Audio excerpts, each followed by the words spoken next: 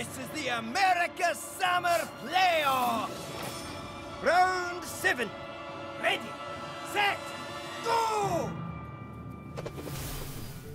The passion is intensifying, TJ. Welcome everybody to round 7 of Swiss and day 2 of the America Summer Playoffs. We have bLakers up against Tarei, a battle between old and new, Tavern Hero, and stalwart of the Hearthstone Championship Tour. I am delighted to bring you guys this best of 5 between two unusual lineups. My name's Frodan. TJ, what do you think about this upcoming best of 5 we got here? This one's going to be really cool. On my prediction board picks, I all end on Quest Rogue, and Tarei is bringing a Quest Rogue lineup. He's got Quest Rogue, he's got Quest Mage, the Jade Druid, and he's got that Highlander Priest. So he's actually got a lineup that counters Jade Druid, or at least soft counters Jade Druid, as well as Highlander Priest was one of the other decks. But bLakers is bringing a lineup that Tarei didn't expect. While he does have the Jade Druid, his other 2 decks that are going to be left up in the series are Quest Mage for himself and Big Priest. So this is going to be a very unique matchup, one that we haven't really seen much of across all 3 playoffs. So I'm very excited. Yeah, and Murloc Paladin's not always one of the decks that you think about banning, but in this case, it's a very aggressive deck against a lot of those decks that need time. Yeah. You know, Murloc Paladin would fill up the board way too much for Quest Rogue to get the quest completed, as an example. So let's go ahead and start off the series with Quest Rogue versus Quest Mage. Now, this is not exactly a matchup that I've played a lot on ladder. Therefore, I'm going to turn to you, TJ, and ask, what do you think about this matchup? I talked about this matchup a little bit with some of the players that brought this, notably Killin All Day. He brought the same exact lineup as Tarei, and they practiced together. It's kind of weird because both players are doing their own thing. They're not really caring about what the other player does until a certain point in the game. And usually that certain point is when the rogue starts to get close to completing their quest. A lot of times there's not very much board interaction. It's all about whether or not the quest rogue can finish their quest in time and find enough damage from hand, i.e. chargers, like South Sea Deckhand, Stone Tusk Boar, and maybe some patches thrown in there, in order to pop ice blocks very early on in the game. So that's going to be a pretty big deal for Tarei if he can find that. He's got Igneous Elemental plus Shadow Step, but with the Quest Rogue change, you need 5, so he's not quite in the realm of having the cards to complete his quest yet. And because of that, bLakers might have a little bit of advantage, but not much card draw. Cold-Light Oracle works against him a little bit, while Arcanologist is card draw. He'd much rather have some of those hard cycle cards like Arcane Intellect. Does that stop you from drawing? I still feel like you need to get card draw under your belt here. That's part of what makes the Quest Mage go. We've seen people struggle and they don't have the card draw. They just get stuck. Even if they complete the quest, it's not enough. Yeah, patch drawn for Tarei, not what he wanted to see. He would much rather see Firefly. Oh, well, that makes things a little bit more interesting. Tarei actually has all the tools he needs to complete the quest now. It just needs the mana and the turns to be able to do so. Again, this is all about, sort of that turn 7, turn 8. Where does the game state lie when you get to that stage? If the quest is complete for the rogue and they have charges in hand and can deal a lot of damage to the face and avoid being stuck by freeze effects, they can get that early block pop and usually be able to take out the mage before they're able to pick up their combo pieces. But it is sort of a race, and that's sort of the nature of quest mirrors. Just any of the decks, whether you're talking about Warrior, Mage, or Rogue, that's what you have to do. It's like Tarei's going to try and get as much of the quest done as you can soon, and realizing that if he's able to invest into the mana right now with things like Shadow Step, he can perhaps play the quest in the next 2 turns. Meanwhile, bLakers still just going to stick onto the normal stuff, card draw, and he's going to also try to avoid killing the Igneous Elemental if he can. However, that would require him to play Frost Nova this turn, which I think would be a waste. So, yeah, Frost Nova is a really big tool because later on in the game, Tarei's going to have a board full of 5/5s. If he misses a freeze effect for a turn, he'll take 20 damage. Yeah, at least, sometimes even more with chargers and bouncers and things like that. So doesn't really have a choice but to just let Tarei have it. And at this point, I'm liking Tarei's hand. He's got 15 damage from hand with chargers alone. He's going to have all the flame elementals that he needs to finish his quest because he has a bounce effect here for one of these flame elementals. So he's sitting pretty. So do you feel like the Quest Rogue is favored against the Quest Mage? I don't know. I would say it's very close. I would say probably the Quest Rogue has maybe a 55-45 matchup, but advantage. I don't think anybody has practiced the matchup enough to give a definitive answer. Even the players that brought this lineup were practicing this deck against Jade Druid and Highlander Priest mainly. They weren't practicing it against Quest Mage because they didn't expect it that much. They were practicing its other lineups. So even the players that have played this matchup a lot probably don't know precisely what the matchup is. But you know, just from talking and thinking about the matchup a bit, I'd say Quest Rogue is a little bit favored as long as they can complete the quest before, say, turn 7. Sure. And Tarei definitely has that available to him, as he has 4 out of 5 and ready to get that last piece of the quest underway. He's able to find preparation. He could also go for a big swing, but doesn't find it. And the Caverns Below has been completed. But the Mage has the board stalls.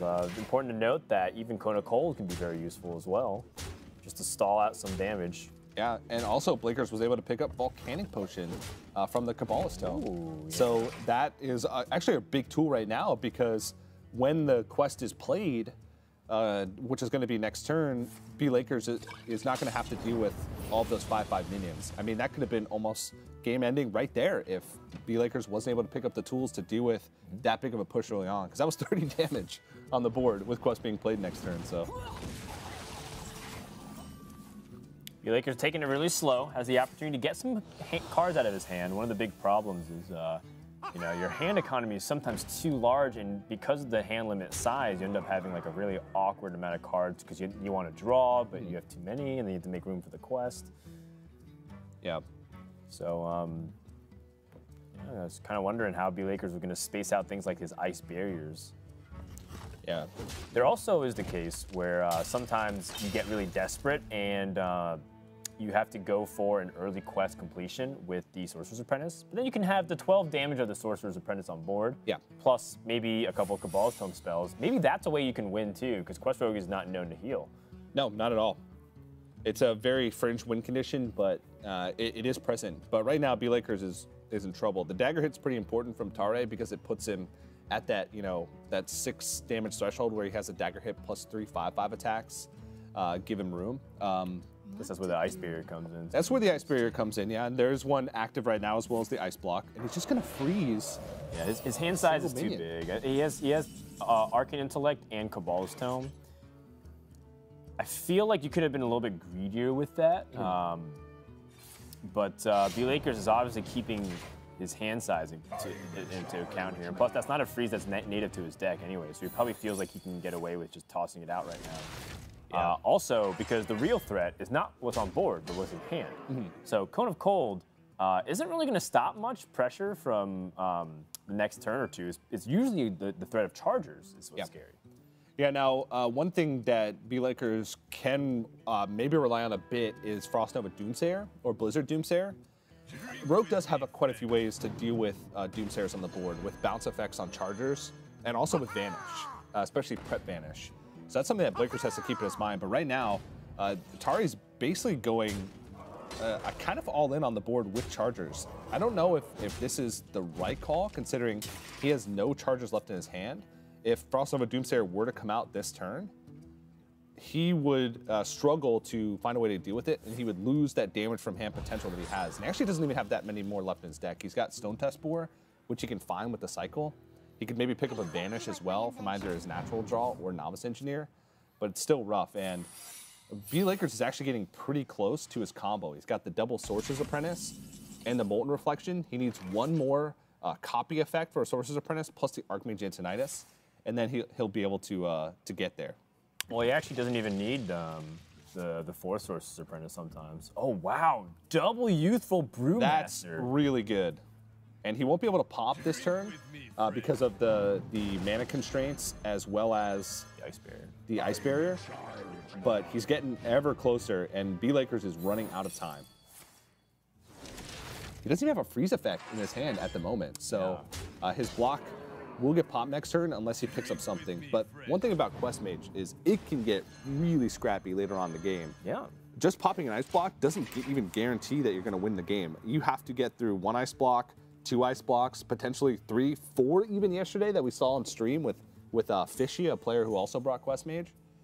It can get pretty scary at times. And bLakers, while he doesn't have freeze effects, he's got Cabal's Tome, he's got Primordial Glyph, Arcane Intellect to potentially pick those up. So even though this one looks Tarei favored, this could be really close as we get closer to the finish line.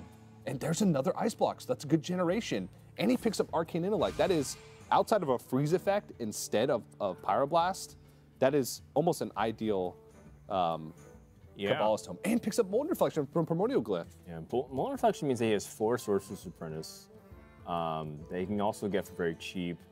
His quest is 3 out of 6, and he has Arcane Intellect, Ice Block, Glacial Mysteries, Mirror Image. So he should be able to complete the quest. And if he's able to get even just a little bit more damage in, if he's able to keep 4 Sorcerer's Apprentice, that's 12 damage, plus a Pyroblast, well, that's 22. He's just a couple points off from killing the Rogue guarantee. Yeah. But block will be popped at 1, right? Which means a dagger hit will do it as well. If his board is frozen, he doesn't have chargers left. So that's 1 block. 2 more to go, and bLakers has a ton of draw left. Unless Antonidas at this point is in the bottom 5 cards, I believe, he should just win. Yeah, I'm like trying to do the calculations, and with Simulacrum, I think that all but guarantees it. He's going to be able to have 5 Sorcerer's Apprentice on board plus the Pyroblast. Should be able to ice block and ping this turn, and that's going to guarantee him, as long as he gets everything correctly and make sure he like doesn't burn the quest, for example. You're right. 100% guaranteed lethal over 2 turns here from bLakers. Well, 3 if you count the extra turn from Time Warp. The extra turn from Time Warp, yeah. But you really count that as 1 turn. So it's not often that you see those type of wins with Quest Mage, where they don't even need Antonidas. They just do it with straight up damage on the board. A lot of times you see it against more like aggressive decks where you're in a desperate situation, you have to go for it. But it looks like bLakers will be able to edge this one out. Now the question is if he sees that. Sometimes people kind of tunnel vision into their Antonidas and they think, okay, I have more time. I can like ice block Frost Nova, and I don't think there's any way for their opponent to try to actually be able to get through this unless they're playing a copy of Swashbuckler, for example, that some of the Quest Rogues in the past did. And if they do, Valir the Hollow. That's a way you can kind of avoid it. It doesn't do anything, though. Well, it does. It blocks the ping. Yeah, but the thing about Valir the Hollow is that if the mate takes an extra turn, you still can't interact with it. Oh, really? Yeah, Valir is still stealth even after you time warp and take an extra turn. Interesting. Until you come back to your next turn as a rogue. That's actually the one thing that you can do to stop it. Oh yeah, because the stealth is not a turn-based. Until your next turn. Yeah, you're right.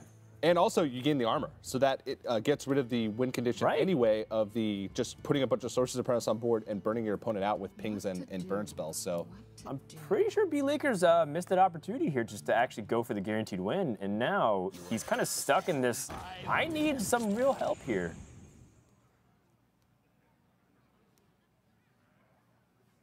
That's not how it works. That. Someday I'll be just like you. He's going for it. He has 2 Arcane Intellects. He also has a Babbling Book on board. A little awkward. He might have. But if it works the way you mentioned, then he won't. Even if he draws Antonidas with the time. With the time warp block. But he would need a randomly generated ice block because he's played both of his natural ice blocks. Oh man! Actually, I really need to see this.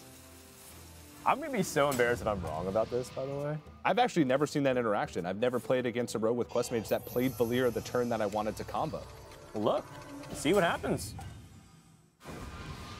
He finds Antonidas. Finds Antonidas. So it's entirely dependent on that very mechanic if the stealth goes away. Lo and behold, there it is, still stealthed. I don't think bLakers has even ever seen this interaction. He can remove. It's a very obscure one. He can remove the board. That's one thing that he can do. He can completely remove the board, but then the dagger hit's going to do it. To the dagger. That's it. That's insane. Can't Frostbolt face either. And he had this game 100% won, I believe. If you're able to kind of map out how he was able to use the Sorcerer's Apprentice, guarantee an extra turn, he had a Pyro Blast that's really cheap, could have pinged, that would have been 26. And Valera. 5 Sorcerer's Apprentice, Pyro Blast ping, that's 26, and they gained that 5 armor. And the Rotator down with Valera the Hollow off the top of his deck. Tarei stole that game from bLakers. Yeah, now, bLakers would have needed an extra effect because he would have only had 4 Sorcerer's Apprentice on the turn we were speaking of with the Pyro Blast.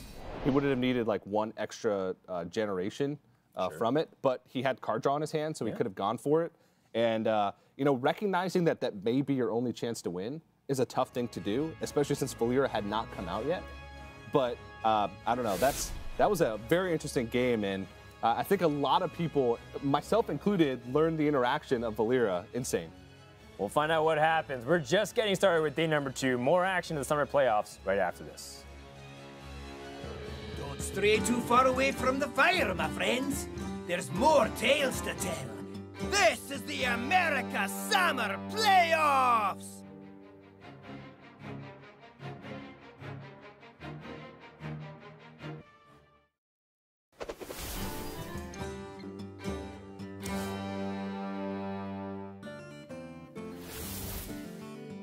Welcome back, everybody, to the America Summer Playoffs. It's day number 2, and we're going to find out who between bLakers and Tarei will be able to put themselves in the position to advance, as we also got some other news happening around the Swiss, TJ. Yeah, Amnesiac has already won his match for the final round of Swiss, which means he'll be guaranteed a spot in the top 8, so he'll have a chance to get to a championship this year, and his World Championship hopes are alive. Another big story, Empanizado is actually won his round 7 match, and his tiebreakers were really good. He was one of the top players I believe at the 4-2 record, and that's actually would be a big deal. He would be the first player from Mexico to qualify for a championship event, which is really cool. I'd love to see new countries being represented at the top level HCT events. Absolutely. I think Latin America in general, especially around Central America specifically, is a very underrated region in general. There's a lot of good players waiting for their opportunities, and we'll see if bLakers can kind of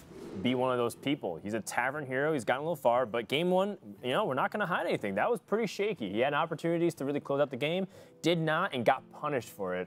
And it's rare that you see a punish that severe, where your win condition was completely locked out, as bLakers heads to Quest Mage again for game number 2.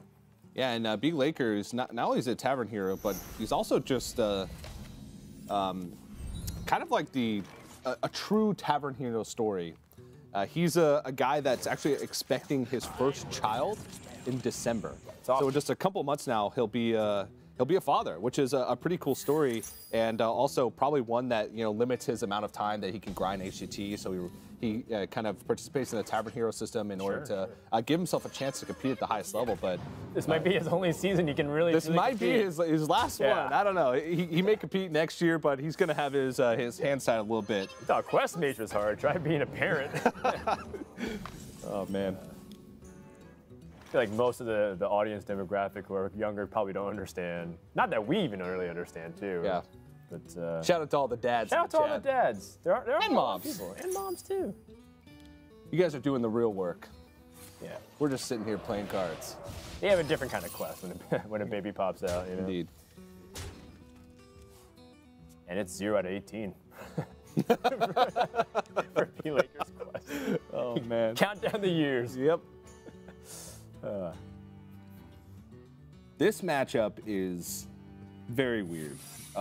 Like most quest matchups, basically whoever completes the quest first and gets the combo pieces can win the game. Now there's some interesting interactions where even if you complete the quest and deal the combo, it's likely your opponent has Ice Block up, which means that you pop the block and you have to hold on to one of your fireballs. Now it's pretty easy because a lot of times you're going to have Antonitis and you're going to be left with the fireball left. If you can get a few fireballs at the end, that means it's better, because if your opponent has randomly generated spells, then they might have a second one.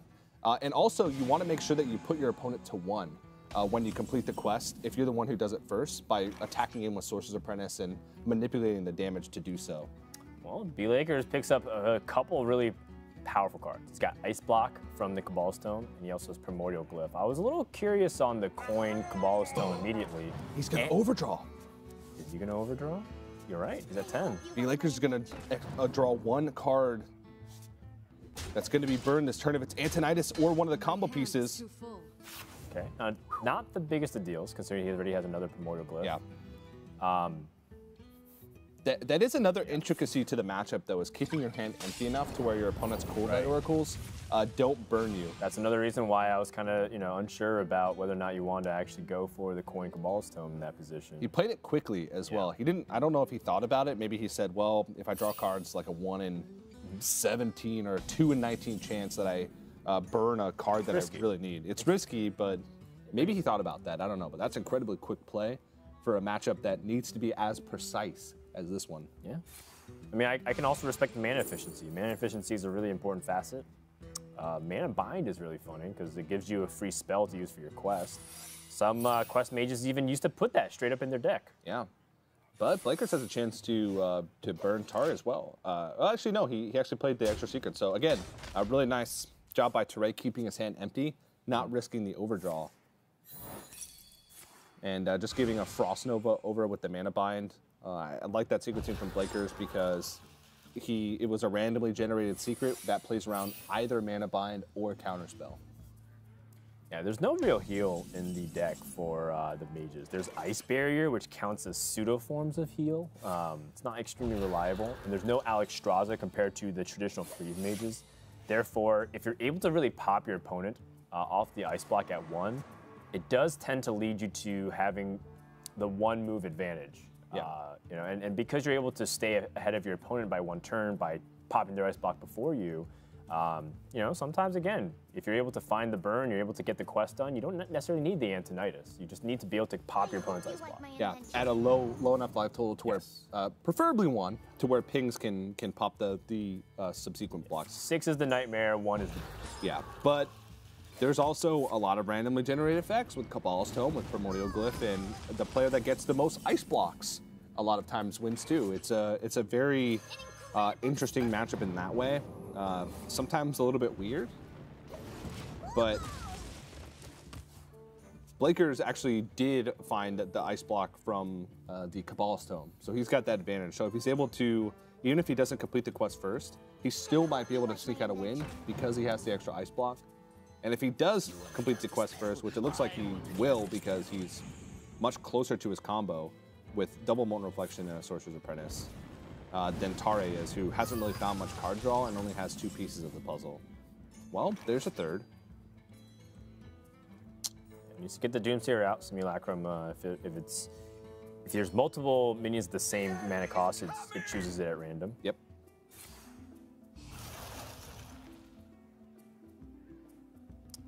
Tarei kind of run into that big wall of I don't have enough draw, but bLakers can help him out with that Cold Light Oracle. However, he doesn't have to because he has Arcane Intellects. And he's kind of run into some of those problems we're talking about. His hand economy management's kind of been getting out of control here. Yeah, I mean, 4 of the cards in his hand draw cards. Draw 2 cards. 2 of them draw 2 cards for your opponent. So he can just set Counterspell here if he doesn't feel like he's in a rush.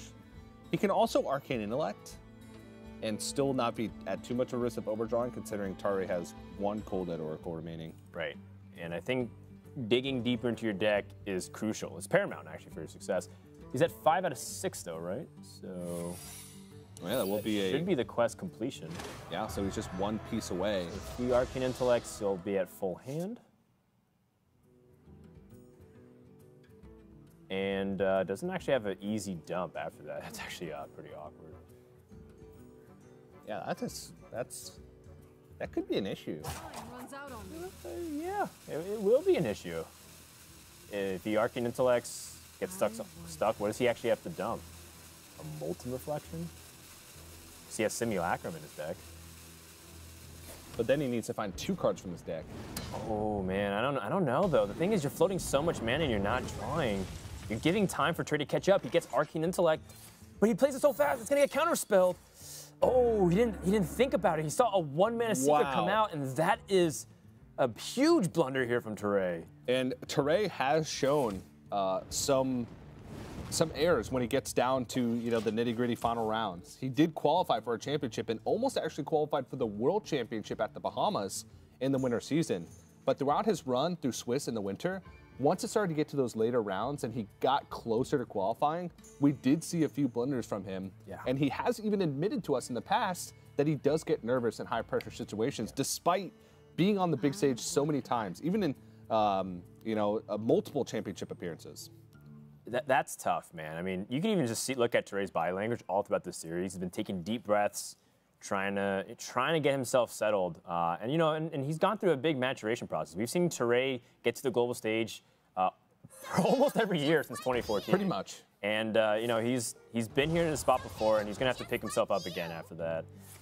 bLakers going for the triple Sorcerer's Apprentice. He's got Arcane Intellect to dig through his deck. He's got Time Warp. Yeah, this is nearly guaranteed because he has the Collate Oracle too. Yeah.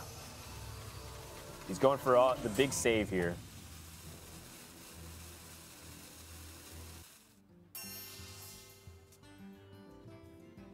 So he's able to draw 6 cards right now. But the thing is, he doesn't have mana. He doesn't have mana to play Antonidas, right? This is weird. He has 8 cards remaining in his deck. Because he has to play the other Sorcerer's Apprentice first. And he has to have a free spell, which he does. Okay. Another Ice Block. This is... He didn't find Antonidas. Right. And I was thinking... He can still, wait. He still can find Antonidas if he draws with Collate. Oh, but he can't play the other Sorcerer's Apprentice. Yeah, this is weird. I thought he had enough to play 4 Sorcerer's Apprentice. And in that case, I was like, well, if he plays 4 Sorcerer's Apprentice and completes the quest, then he has a ton of space because he can Collate Oracle, and if he finds Antonidas, he can play a free spell. But this just didn't do anything.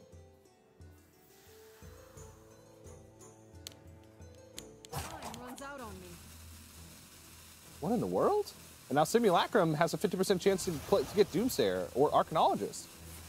Yeah. Had a 33% chance. What just happened? I think bLakers is a little bit in panic mode right now. As much as we're trying to make sense of it, it's just not. He's going to go for a burn card, but Antonidas comes into the hand for Tarei. Things are working out okay. Collate Oracle gets burned. This has been a complete disaster. And bLakers accomplished absolutely nothing. How does he win from this position? So, by going for that play, at first I thought he had 4 Sorcerer's Apprentice, but he only had 3. So in his mind, he needed to pick up a Sorcerer's Apprentice with the Arcane Intellect, the free Arcane Intellect, before he played the quest, and then draw into Antonidas. That was a very, very low chance of hitting those exact cards in that exact sequence. So I think it's exactly what you mentioned. He thought he had the 4 Sorcerer's Apprentice, so he can go for the draw and draw 6 cards because he had Arcane Intellects. Yeah. And that's why he went for the Primordial Glyph for number 2 off of his spell, because he needed to find a Molten Reflection for very cheap. He couldn't actually do it. He has basically no win condition right now. He doesn't even have enough damage in his deck unless Archmage Antonidas sticks for multiple turns to kill Tarei through multiple ice blocks. What is happening? I think Tarei might win by default. That was because that was a punt. bLakers doesn't have any damage besides Archmage Antonidas, and the worst part is he threw away all of his cheaper spells like Primordial Glyphs, right? If he realized that he was in trouble, he needed to save the second Primordial Glyph to be able to generate enough damage. And now a bigger problem is also on the horizon, where bLakers is at fatigue, so Tarei doesn't even have to acknowledge Ice Block at one point. He can just set up the damage. That's a concession. Tarei is up 2-0. My mind is blown right now. Whenever I see Sorcerer's Apprentice hit the board, especially in mirror matchups, I expect there to be 4. I think, and maybe bLakers just miscounted his hand and got a little bit too excited, or misread what he could actually do with Sorcerer's Apprentice, or he thought he was in trouble. Maybe something that Tarei did, maybe throwing the Arcane Intellect into a counterspell threw him off. I have no idea. I think it's unfamiliarity with the matchup. I think this is really, first of all, everyone's going to acknowledge that these kinds of control/combo style mages, the mirrors can be extremely difficult because you have to hand track very well, but you also have to keep track of what you want to do and set up your lines. Yeah. You talk to Laughing, you talk to George C, you talk to some of these freeze mage specialists and experts, and they always talk about how things are super intricate. And the problem is, it's the initial learning curve. Once you learn everything in the matchup, it becomes pretty easy to multitask. But the problem is putting in the time in order to learn it. And like you said, TJ, it's a new meta. People haven't practiced Quest Mage Mirrors, because how often do you even run into it on ladder? It makes up such a low percentage of the decks. It's unreasonable to expect that people have grinded enough games to know it. But that was not a good performance, yet again, from bLakers, and he's going to try Quest Mage one more time. Yeah, now this matchup is one of the best for Quest Mage. It is the Highlander Priest from Tarei. And just because Highlander Priest doesn't pressure, they don't have minions that they can just place on the board that can clock turn after turn. It's basically a rush to Shadow Reaper end-to-end, and then beyond that, a rush to pop your opponent's block before they can appreciate the combo. But that's a big ask, because the minimum turn, the lowest turn, the earliest possible in the game that you can even pop a block would be like turn 11. And that's if you Raza on 5 and do it on 8 and have a lot of cheap spells to start throwing at your opponent's face. It is very difficult. And 11 turns is enough for Quest Mage to draw their entire deck. Do you think there's a world where bLakers hasn't played his quest soon enough and then you Skulking Geist? Just look at this right now. I mean, okay, bLakers, if you play like Arcane Select, for example, here instead. But I'm just saying, what if there's like this world where like, okay, I just don't have any spells to play Open the Waygate yet, and then you just Skulking Geist and eliminate the quest. Yeah, the latest I've ever played the quest was like turn 4 most of the time. Yeah. If I have like Archaeologist Babbling Book, and then on 4 I Secret plus. Man, how hilarious would that be, though? He knows the deck list. If he lets it go that long and gets Skulking Geist, that is deserved. I mean, hey, if your opponent's not on the coin, for example, and they hit like Doomsayer, Frost Novas, they're not playing. They're not really going to be doing much. Yeah. I guess actually no, they would probably play the quest to get the mana out of the way then. I think so. So the opposite would be true. They have everything to do but the quest. But the quest. That's what you do. All right, Burglary Bully is just about the biggest minion in the deck besides Prophet Velen.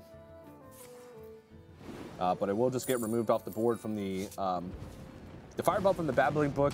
Kind of interesting that basically removal has all but disappeared from Quest Mage. It has a singular game plan, and people realize that there's no point in playing removal. Right.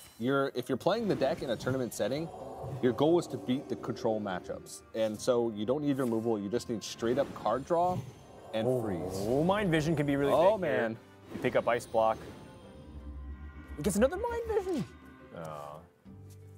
That was a 1 in 7 or 8 to get the Ice Block. 1 in 8. Ice Block's out. Yeah. And now Peter's like, yeah, I'm going to play Ice Blocks. Yeah, you can't just take it out of my hand. Then the possibility of Thought Steals and Devour Minds come into play here. And Spellbender. Kind of useful at times against Priest, but in this matchup, not really. There's Raza, so that's one piece of the puzzle. Yeah, sure. Well, funny that Tarei has too many cards in hand, so if he plays like Mind Vision, he won't even get that extra card. He has to play Raza first.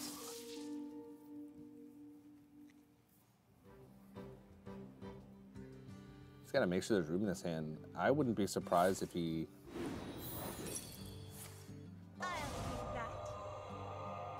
Sure, just trying to get cards. Yeah, just try and cycle these cards that have 0 use in the matchup. Even Silence doesn't really have that big of a use. Doomsayer maybe to protect some minions on the board. That's about the only thing. And by that point, you would have likely picked up either Shadow Word Pain or Shadow Word Horror to deal with it anyway, so. I wonder if Embrace the Shadow can help him get any damage going, but probably not. bLakers trying to go for a Doomsayer play. A little desperate. I think he's running into some card draw issues too, which is the opposite of the previous game. Curious Glimmerroot can also be a pretty big card. if it picks up Ice Block. Devour Mine still can dig up another one of those cards. So there's a lot of like ways. Surely one of these will hit, right? Or Quest. It feels like. You're right. I've actually never done that before. Curious Glimmerroot into a quest. Is that actually possible? I thought you can't like discover quests off of anything. Like you can't get it off a Primordial Glyph or a Swashbuckler or anything like that. I don't think it's possible off of those discover effects, but Curious Glimmerroot is sort of different. I'm pretty sure I've seen it before with in a Brian Kibler video. Okay, sure. Yeah, sorry. I'm sure we've seen almost everything. I'm pretty sure that Brian Kibler had a matchup where he somehow, maybe it was Thoughtsteal or something, where he had multiple quests. It's possible to get it somehow. I don't know if Curious Glimmerroot is one of those. Yeah, between him and Toast, I'm sure we covered like, is this possible in Hearthstone? And Hysteria, like all three of those guys are like, is this possible? And I'm like, I'm sure one of those guys has a video on it. Yeah. The weird OTKs. Yeah. I was thinking, like, Tarei played Skulking Geist, got the 4 tech, 4/6 on the board, kind of destroyed his Mind Vision, which might be important. Well, considering that if you have an Ice Block played, you can't play the second one, so that always gives you the Mind Vision out. But I think Tarei just really valued the tempo, plus his hand size was too big. Yeah, I mean, production is ready for the quest to be discovered because we have the quest counter above the priest. So we're already prepared in case a quest comes out. Yashraj, Rage Unbound. And what even minions are left in the deck? Yeah, there's a lot. There's a lot of like Novice Engineers and like Radiant Elementals, Thalnos, Doomsayer. Doomsayer would be bad. Yashraj is a risky pick. That's a risky pick, actually. But think about it. This is actually scary for bLakers because this is about the biggest board I've ever seen from a Highlander Priest, nearly. Yeah. And that's what the Free from Amber let him do in that instance. And bLakers has combo pieces, but he's missing quest completion, he's missing Archmage Antonidas, and crucially, he's missing card draw. And actually, Tarei is pressuring quite hard. And this Lyra, which is stuck on the board since turn 6 or turn 7, has actually pulled some pieces. What? Tarei doesn't even know how to react. I don't even know if he actually gets a Fireball because his hand is, he first gets a Lyra spell, and the Fireball doesn't come out. And I don't think he's going to be able to get a Fireball because he doesn't have any minions to play that don't otherwise generate cards. But he pulls Doomsayer! He pulls Doomsayer! No way! Oh my God, what just happened this game? What a roller coaster of emotions. bLakers staying calm. He's gonna burn 2 cards, burn Shadow Reaper, Anduin. Okay, I give up. Dan, and the wheels are coming off, TJ. And one of these guys, they're no longer able to just kind of keep the momentum on their side. I think Tarei might be done for this game because the Doomsday is going to wipe away all that board. However, there are Thoughtsteals and Devour Mines and a Free from Amber. What if he gets another Yashraj off this Free from Amber? Or he Curious Glimmerroots into Archmage Antonidas. Mere Noggenfogger, but it'll be on the board and likely get removed. But if it doesn't get removed, bLakers, if he completes the quest, Mere Noggenfogger. Oh wait, he could have. Sorry, I'm losing it, man. Mere Noggenfogger can interrupt the quest because it makes everything target a random legal target, and your own face is a legal target for Fireball. So if Mere Noggenfogger sticks on the board, and bLakers has to go for the quest because he can't remove it. Right. Okay, well, he finds the Frostbolt and the Firelands Portal. Actually, but Frostbolt and Firelands Portal don't guarantee. This is insane. That's actually a really good pick, and this Doomsayer needs to land. But Shadowward Horror. Shadowward Horror, guaranteed lands on it. By the way, I'm kind of disappointed by the lack of emotes coming out from Tarei because Noggenfogger also confuses the targets for emotes. Yeah. But this is a very serious moment in the series, so I can definitely understand why these guys. At this point, I don't think Tarei's brain can even handle emotes. Can even process right-clicking on his portrait and playing an emote because this game has been insane. This series has just been crazy amounts of ups and downs. I feel like I'm watching a circus act here at this point. And this is just Act 3, TJ. What if this game goes to, what if this game ends and bLakers takes a victory and we go to game 4, we're gonna have more.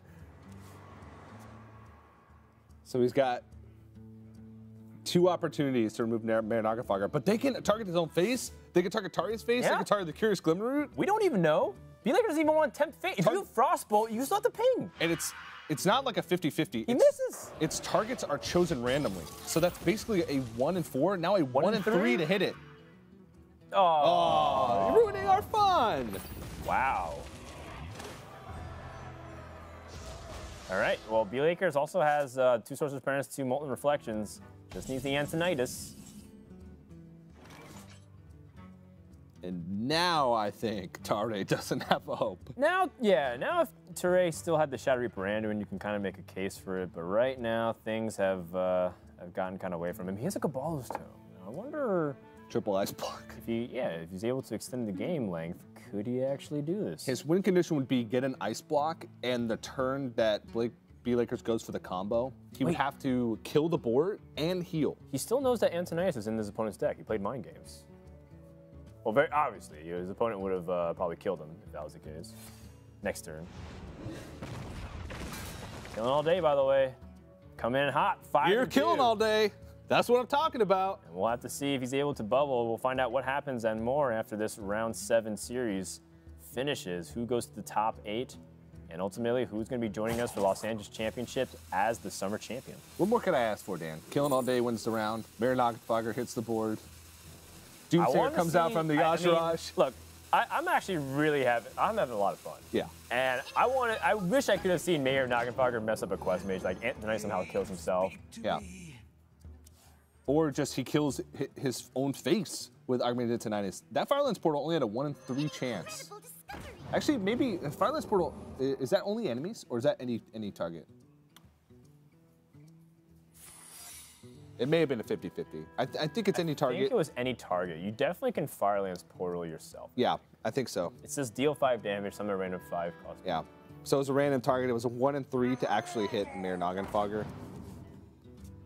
And he did not find a way to remove it otherwise. So that would have stuck around. It would have made for an absolutely insane game. Because even if he gets rid of a Sorcerer's Apprentice with a Fireball from Marinagafogger, it means his combo gets reduced each time. And with that state of the board, it would have been a 50% chance to hit one of his own. So, but alas, I dwell on events that could have been.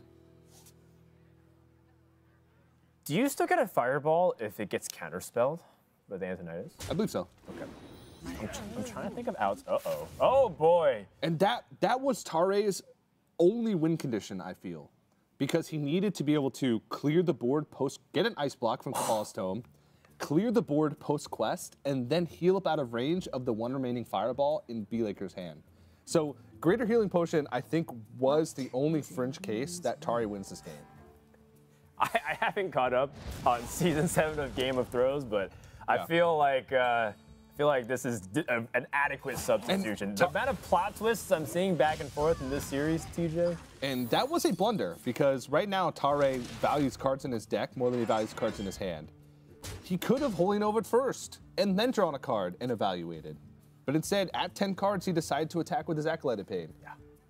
You mentioned the circus, Dan, but this is a term I don't use often, is Clown Fiesta. It's a term that comes to mind. Oh, man. This was a slobber knocker, and bLakers has his win condition lined up. He's got Antonitis, and as long as this Cone of Cold goes down in the right sequencing, bLakers has the victory. We're gonna go to game number 4. What's in store for us next time on this episode of bLakers versus Tarei? Yeah. Wow. I don't know. It feels like neither player wants to win this series. Honestly, they just want to go home. Yeah. They've had enough Hearthstone for 2 days. Enough Hearthstone. Wow. All right, well, if we just take a step back and, all jokes aside, there's a lot of pressure. I mean, right now, if you just look at what's at stake here, either player's victory could mean that they go to the top 8, and a victory from there means they're going to the championships. So they're essentially 2 series away, potentially, away from being able to achieve their dream for the season. They've worked months for this point. bLakers is a tavern hero, so he represents the everyday man of just, you know what, I don't have too much time to like play ladder and open cups. I'm gonna go through the tavern hero and compete and try my best. But guys like Tarei have been competing for months. This entire year has been leading up to this point. He even went to the Winter Championship at the Bahamas, where he qualified and fell just 1 round short from being able to go to Worlds. So how much more devastating is it for him? It's gonna be tough. He's got a lot of work to do to make up for that Pacific game. All right, we'll find out what happens when we return. Don't stray too far away from the fire, my friends. There's more tales to tell. This is the America Summer Playoffs!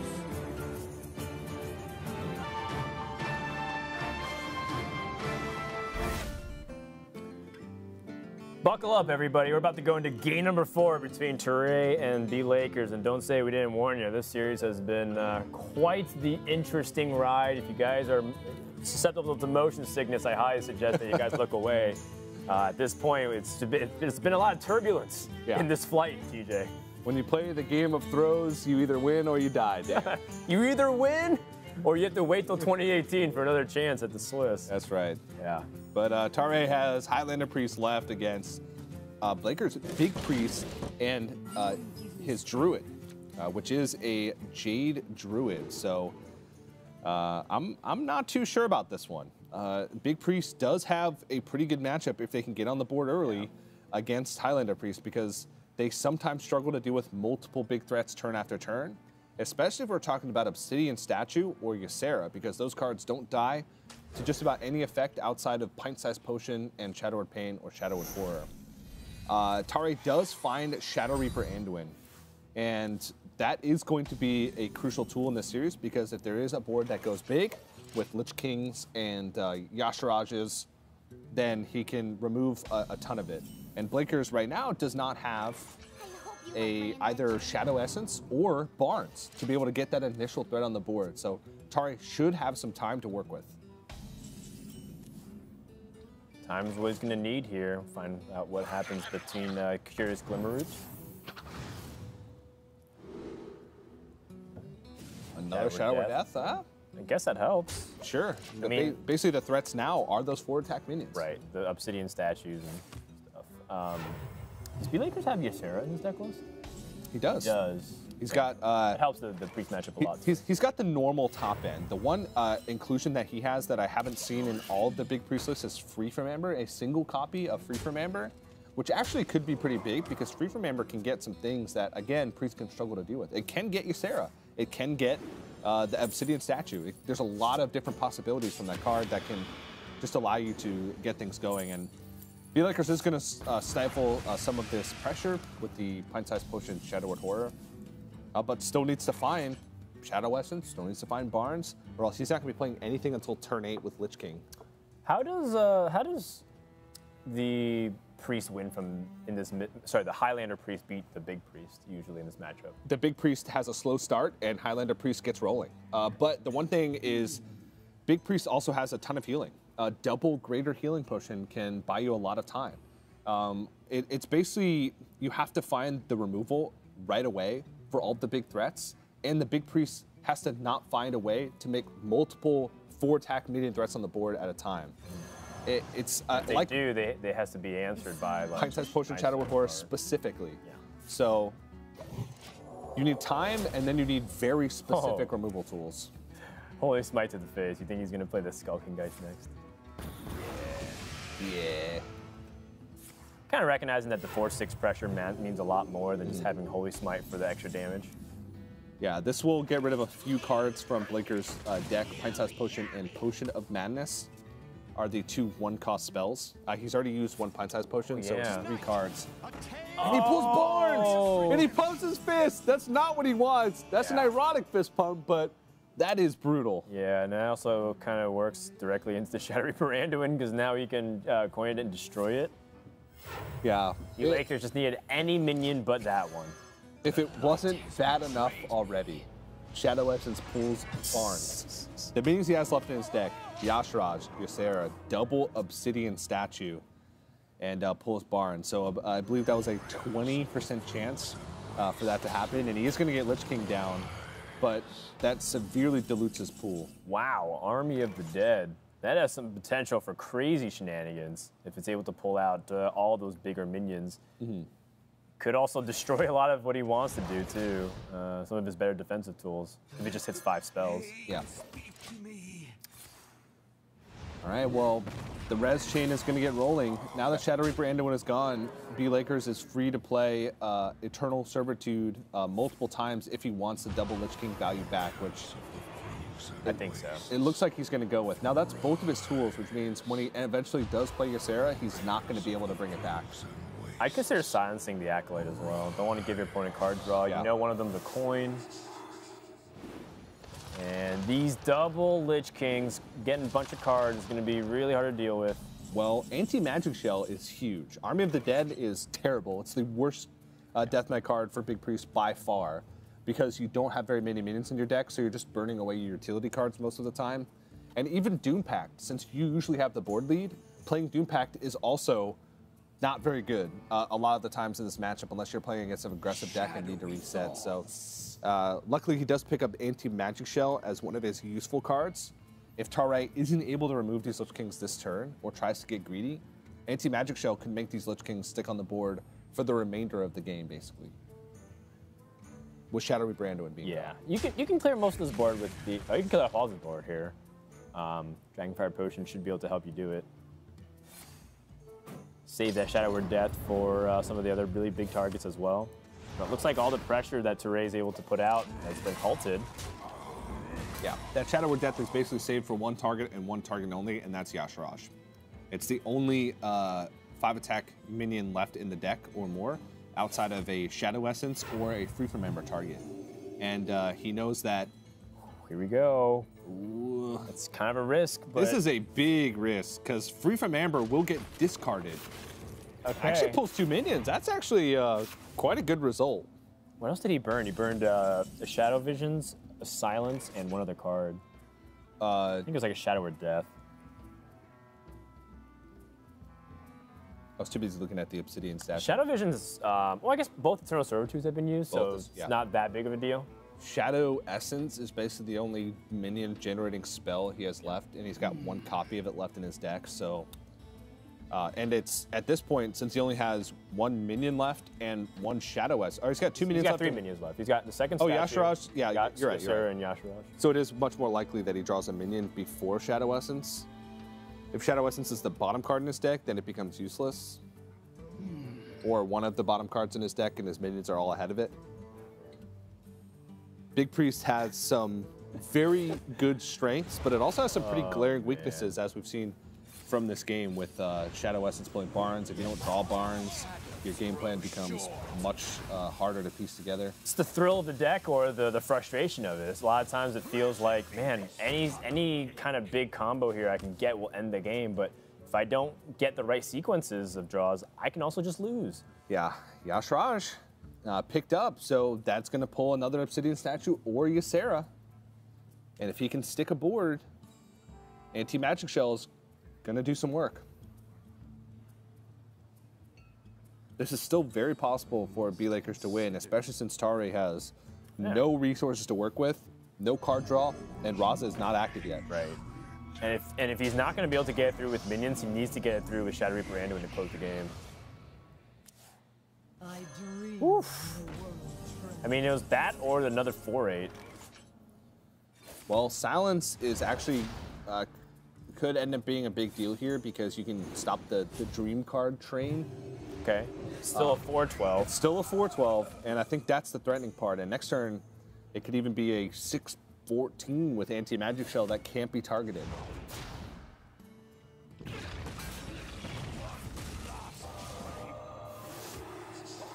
And bLakers does have pressure of his own with Shadow Reaper Anduin. If he's going to go with Anti-Magic Shell, he probably wants to go with Shadow Reaper Anduin first. Right. And Tarei could have gotten a trade and try to get a little more damage on Ysera, but at this point you can see that he's trying to go for burn damage as a victory. Yeah. And like you said, the anti-magic shell is going to be huge. Wow. Shadow Essence can get a 5/5 of the Obsidian statue, and Free From Amber can get you a lot of powerful stuff. Yeah, I like taking the free from Amber Yeah. and then jamming down Anduin this turn. Okay. He has a Yeah, greater I healing. like that. I like that. He has a greater healing potion still left in his deck. Tarei has very little resources to work with. No Storm. Not Storm. Why not? Let's go full circle. Where's Let's the Millhouse go. Mana Storm? Someone just got to slap that in their deck right now. This is actually a really smart choice because even if Tarei picks up Raza, he doesn't have time. The hero power takes a long time to reset after you play a card. So he's not going to have time to keep playing these. Yeah, he should be fine though. He can hero Yeah. power and point it out. It's very fortunate that he picked up Prophet Velen exactly when he did and had a coin in his hand, because if now Storm was Yeah. stuck and he didn't find a direct answer for it, he could have been in trouble. We are one Yogg Saron away, TJ, from having the complete Hearthstone highlight starter pack. Yeah. That's That would be everything. Yeah, I got my Nosdormu in there. I got some crazy, back and forth shenanigans with Barnes, Mage and even though it was Barnes. in a weird sense. I have no idea. We saw an What's gonna OTK. happen? We saw a failed OTK. We saw several failed LTKs. Yeah. We just need Crypt getting Flame Strike for the 5th time, and we're good. Front page, here we come. bLakers is going to kill, and I think this is just going to be the March of Death. Tarei doesn't have any real pressure, doesn't have card draw, and he can start actually pressuring with his own Shadow Reaper Anduin, and the Highlander Priest is struggling a lot. Now, let's actually be very fair. This is the only deck that truly matters, the Highlander Priest Mirror, because both of them are targeting Highlander Priest so aggressively with their other decks that even if it was kind of back and forth with who won and who lost, as long as you made sure Highlander Priest didn't sneak in a win, you were golden. Yeah. This deck is designed to beat it. Their entire lineup is designed to beat it. However, is their lineup designed to win the mirror? Or it's not the mirror, excuse me. Does Tarei have the edge to win mirrors? And he does. He has like Mind Blast and whatnot. So it'll come down to whether or not Tarei can beat bLakers' Jade Druid. I do not have much faith in his ability to do that with Highlander Priest, but he does have the Skulking Geist, which is could be a big tool, but it's about more than that when you're talking about that matchup. And Tarei picking up his card draw now. You would much rather have seen that much earlier on. Big thing to note there is bLakers actually had a chance to just anti-Magic Show last turn. He floated 4 mana and just gave up his Ysera for almost no reason. I don't really think it matters. I mean, I understand what you're saying, but I think at this point, it's almost irrelevant, considering that bLakers is so far ahead. Yeah. He has a minion that sticks and Tarei doesn't. Mind if I roll knee? Look how desperate Tarei is. He has to ping his own loot order, like he's some freeze mage from 2015. Okay, that is a way you can maybe come back in the game. Lyre the Sunshard. I believe he already uses Radiant Elemental, though. Yes.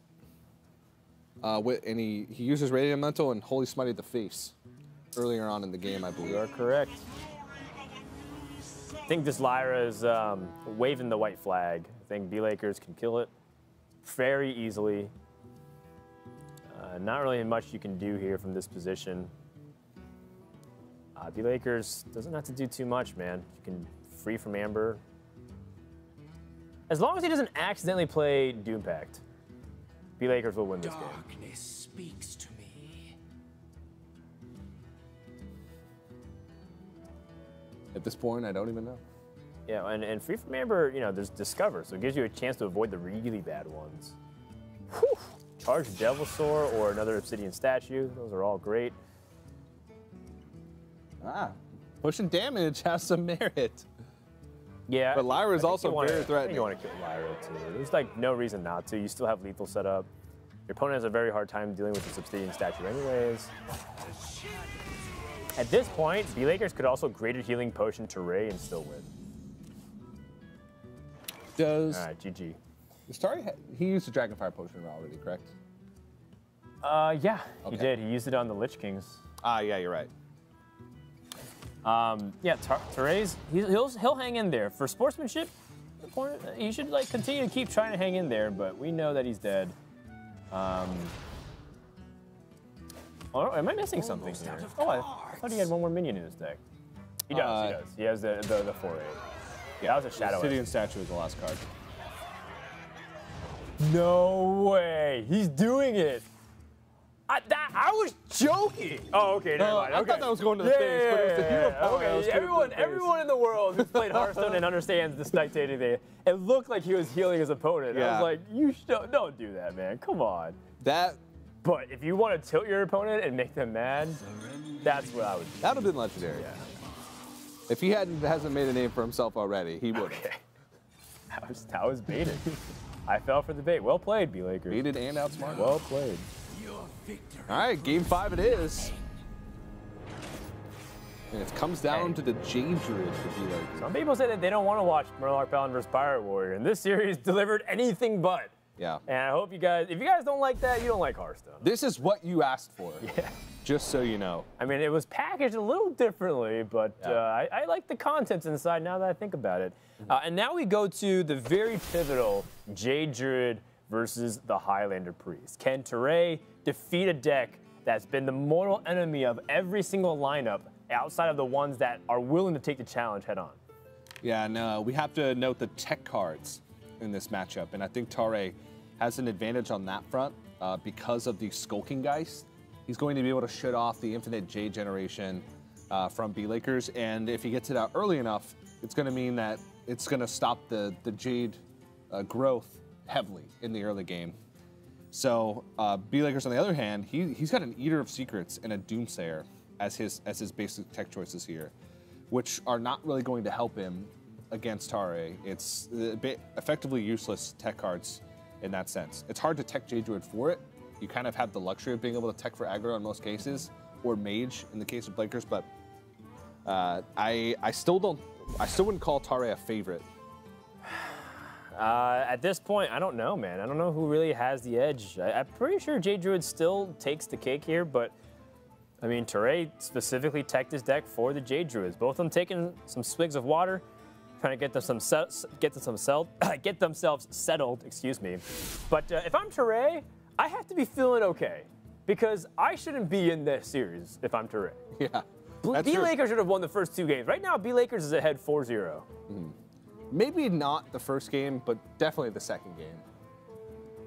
The first game he had guaranteed lethal, didn't he? With the quest? I think he would have been. I don't know. We'd have to go back and No, look. Maybe. I'm like 99.9, repeating of course, % sure that he had a lethal set up. All right, I trust you, Dan. Okay. I'm putting all my faith in you. He had 100% lethal, guaranteed. 99.9. He had 99.9% repeating chance of lethal.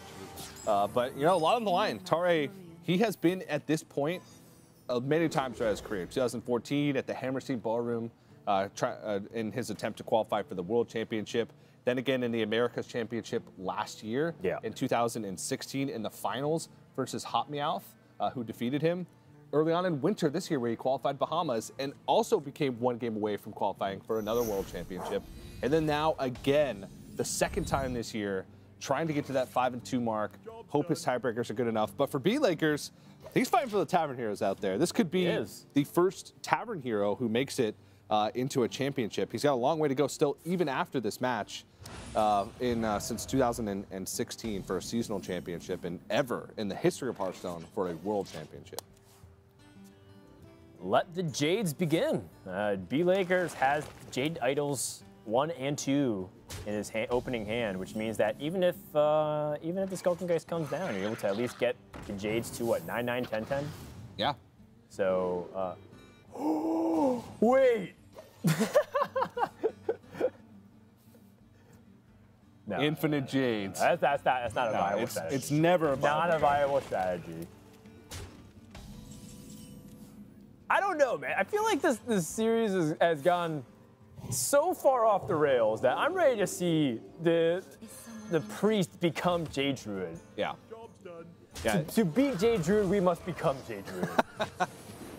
Yeah, 9-9 is actually the highest that bLakers can go with natural Jades because of the fact that he only has a single Jade Behemoth in his deck. So his Jades are limited. Now, there's a lot of things that Jade Druids can do that can press you outside of Jades. If you get Malfurion the Pestilent, 3 damage a turn. Well, hey, Ultimate Infestation is damaged. He's also got Kuhn the Forgotten King, so he can make a big swing board. bLakers just played a swipe, and Tarei has a really good opening here to play Light of the Sun Shard, and bLakers doesn't have a way to answer it without Ultimate Infestation. Oh, man, what kind of swing would that have been? Innervate, coin, Ultimate Infestation to shut down your turn 5 Lyra play. If I'm bLakers, I'm tossing in this Jaded Idol as well. Your opponent wants to play Skulking Geist. Yeah. And you need to get that value while you can. I mean, turn 5 Ultimate Infestation is the natural counter to turn 5 Lyra, so Yeah. I wouldn't have been surprised. If you're good enough. If you're good enough. Wow. Ooh, silence. That's big because now we can start counting how big the Jades could possibly get. I think 8/8 is now the highest because the Aya is going to be gone unless some crazy things happen. Shadow Reaper Anduin can, you can get like a makeshift version of it with Shadow Form, which can also turn to 3 damage. What is happening? Here's also another thing too. If bLakers doesn't hit card draw, there's also a serious value problem that you can also hit too. You know, bLakers has a lot of dead draws. That's one of them. Doomsayer is not going to help. And if he hits, I don't know, say another Innervate, or if he hits, you know, another Doomsayer, he's going to be in massive trouble if Tarei goes for big tempo next turn. And his Shades are only at 2/2. And boy, has it been a tough run for bLakers thus far. Defeated Zelay 3-0 in round 1. Wow. Had to go against Purple. Went into round 7 resume. undefeated in round 4, and then Ike in round 6. Yikes. Tough opponents all throughout. And losing to Tarei is nothing to be ashamed of, but right now, things are looking shaky. Look how desperate he is. He's hero powering Lyra and coining out his Doomsayer. He's hedging against 3 different scenarios. He's hedging that 1, his opponent can answer Doomsayer. 2, that Lyra is able to keep the board alive, keep itself alive and draw a bunch of spells. And 3, that he's able to play something on the next turn too. You can actually clear off the Man. Doomsayer with, if he Shadow Forms, Potion of Madness, then Hero Power. Oh no, he does have Potion of Madness. Yeah, just Shadow Word Hearts. Yeah, Shadow Word Horror is fine. I was thinking maybe he wants to play Shadow Word Horror as a way to, with Princess Potion to clear, but this works out much better. Yeah, works out great. And who needs Shadow Reaper Anduin? At this point, I'm willing to throw down the Prophet Valen if my opponent's not doing anything. Wrath's a sight for sore eyes here. You'd want to get Wrath into Nourish. That's pretty much the best case scenario here for bLakers. Okay, it's another Jade. Just a 4/4. I mean, I'd probably Innervate it out here. I'm all in. I don't think this Innervate's going to do much here. Unless Ultimate Infestation is basically his next card, that Innervate is all essentially in. a dead card. He's just all in completely. And this is wiped by a single Dragonfire Potion into a Doomsayer, into a Prophet Valen for tempo. Am I seeing it right here, TJ? Am I seeing the lines? Oh, okay. Well, he picks up Radiant Elemental, so he said plays that. So half the line, and this draw basically needs to be Ultimate Infestation. Primordial Drake helps, but again, he's playing off the top of his deck. Not a situation that you want to be in. Wait, Tarei has actually some crazy shenanigans if he plays Prophet Valen that dies in Eternal Servitude. This actually was a cheese OTK when Frozen Throne first came out, where you do like this, and you have Shadow Reaper Anduin, and people even played other ridiculous things like the Snow Flipper Penguin, so they can keep refreshing the hero power. Yeah, Penguin Priest. Popular deck. He's looking for Lyra the Sun Shard. And there's so many minions that died, I guess. So there's like this, plus Lyra, plus Northside Cleric. Yeah, but the possibilities, TJ. I mean, we're looking at lethal, you know, over the next couple turns with Lyra now with Prophet Velen plus Mind Blast in hand. So Prophet Velen, he hero powers for 2. Oh no, he hasn't played Shadow Reaper Anduin. He hasn't That's played the Shadow first Reaper game. Anduin. But bLakers picks up Nourish. This was the last turn that he could have. This is the turn that he needed to hit card draw. He hits Kuhn the Forgotten King, another Nourish. But is that too much tempo loss here? He's going to swipe instead of remove the board. Next turn. But he's another Nourish, and I think he needs to use this opportunity. Well, hold on, but he can play Kuhn and then Nourish. Yeah, it's a free 7/7 next turn, essentially. So that's going to help him. Now, Tarei, I think the big question is, does he want to play Shadow Reaper Anduin yet, or does he want to take it a little bit slower and wait for bigger Jades to come out and then potentially go for a big swing? Because Next turn, if bLakers just spams some Jades on the board with no Dragonfire Potion left, he needs the Shadow Reaper Anduin to start. I like a Doomsayer setup right now. I think it sets it up perfectly. Don't know if you need to play Shadow Visions. I've been looking for a 1-mana spell or less. Another Shadow Visions. All right, sure. At this point, Tarei could use that just for ammo, and now bLakers can't really do much to it. Doesn't have silence or any way to deal with the 0/7, so he's just going to draw again. Finds Ultimate Infestation, Eater of Secrets. Useless. So this card is useless. let's count the. So there's 2 damage. If you play Shadow Reaper Anduin this turn, next turn he has 2 damage. Prophet Melon is 4 damage. Mind Blast is 10 damage. So it's 16. He's got 16 total damage, and if he picks up a 1-mana spell with this Shadow Visions, that ends up being 20 damage. So, I mean, he doesn't really need it. Plus the damage he's doing this turn. Yeah. So this will even keep him. That's it. Lethal through Ultimate Infestation, plus some, plus a lot actually. Ultimate Infestation is a phenomenal card, absolutely devastating in the mid stages of the game. Even But bLakers, even with double Jade Idols, escaping Skulking Geist, which never became relevant in this game, it's just not enough. And bLakers is gonna try to swing as much as he can.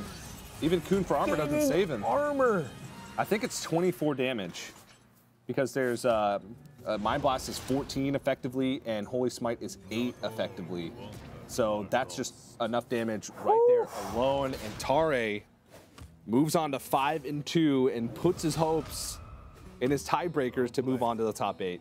Wasn't pretty, but some way, somehow, Tarei has won this series off the back of his Highlander Priest taking out Jade Druid. Wow. I don't believe it, man. It was a Highlander Priest that was heavily teched for the matchup, but in that case, he really didn't even need the tech that he had. A crazy series. It finally comes to an end. In a way, I'm a little sad, Dan.